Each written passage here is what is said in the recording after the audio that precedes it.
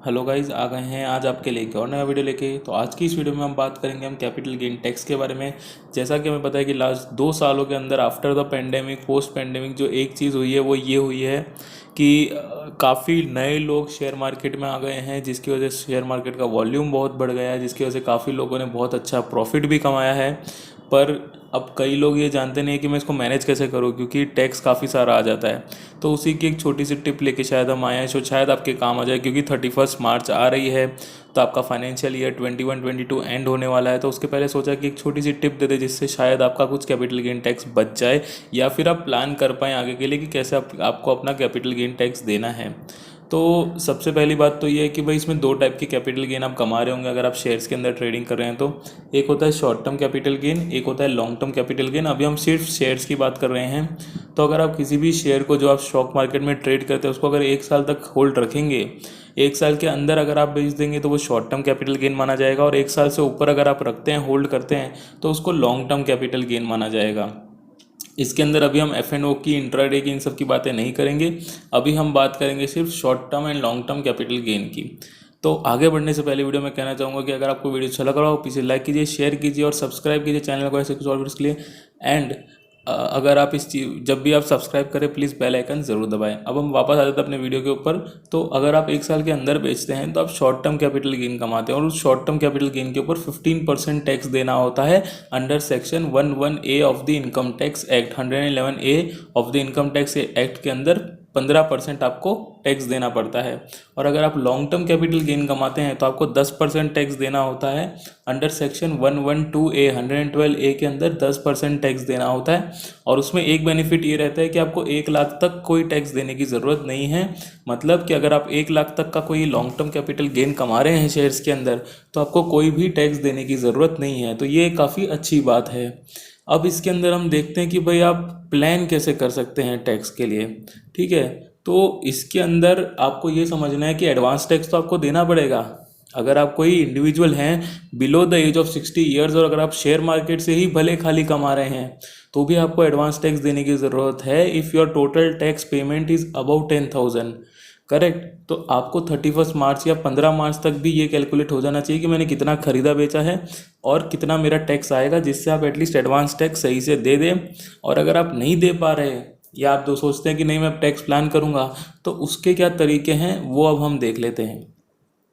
तो income tax के अंदर आप लॉसेस सेट ऑफ कर सकते हैं अपने गेन्स के सामने in capital gain also. Now how to use this losses. कई लोग समझते हैं कि यार मेरे को लॉस हो रहा है, मेरे को तो वैसे भी नुकसान हो रहा है, मैं रिटर्न में क्या दिखाऊं, उसको जाने देता हूं, बाद में अगले साल जब गेन होगा तो उसके ऊपर टैक्स दे देंगे। तो कई लोग लॉस का बेनिफिट ही नहीं लेते। बट वही उनकी सबसे ज़्यादा बड़ी गलती है, क्योंकि एक तो वो लॉस का बेनिफिट नहीं ले रहे, ऊपर से वो गेन के ऊपर टैक्स दे रहे हैं। मतलब वो डबल टैक्स दे रहे हैं एक तरीके से अपनी इनकम के ऊपर।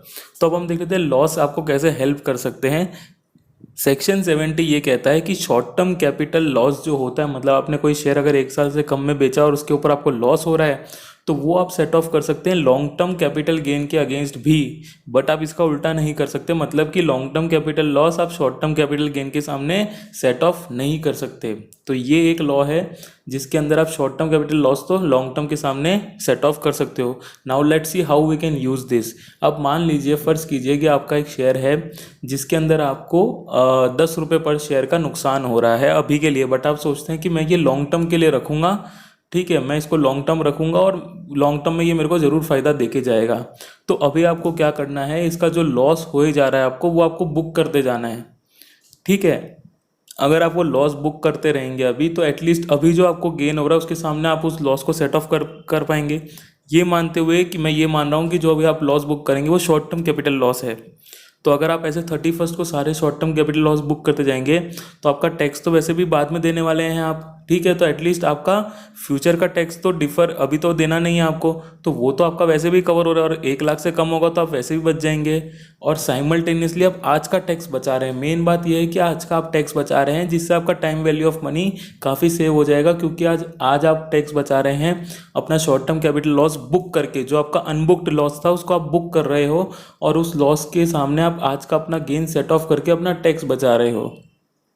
तो तो मेरे हिसाब से ये चीज़ आपको करनी चाहिए कि 30-31 को बैठ के अपना पोर्टफोलियो चेक करें, कौन से ऐसे शेयर्स हैं जो मेरे को हटाने ही हैं, जो मेरे को वैसे भी लॉस दे रहे हैं, तो उनको बेच के ख़त्म करिए। और कोई अगर ऐसे शेयर्स हैं जो आपको लग रहा है कि नहीं मैं इसको लॉन्ग टर्म के लिए रखूँगा, तो भी उनके अंदर लॉस बुक कीजिए और अगले दिन वापस उसको परचेस कर लीजिए। उसी दिन करेंगे तो वो इंट्राडे हो जाएगा, इसलिए उसको नेक्स्ट डे परचेस करें, ताकि आपका इंट्राडे भी ना हो और वो लॉस का आपको बेनिफिट भी आज ही मिल जाए, ताकि वो अनरियलाइज्ड लॉस से रियलाइज्ड लॉस हो जाए।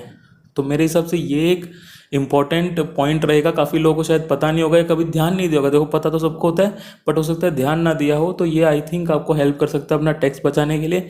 और इसके अंदर एक चीज़ ज़रूर ध्यान रखिए कि आप ये कैपिटल गेन की इनकम, शेयर्स की जो कैपिटल गेन की इनकम है, इनके सामने आप 80C के और कोई डिडक्शन नहीं ले पाएंगे।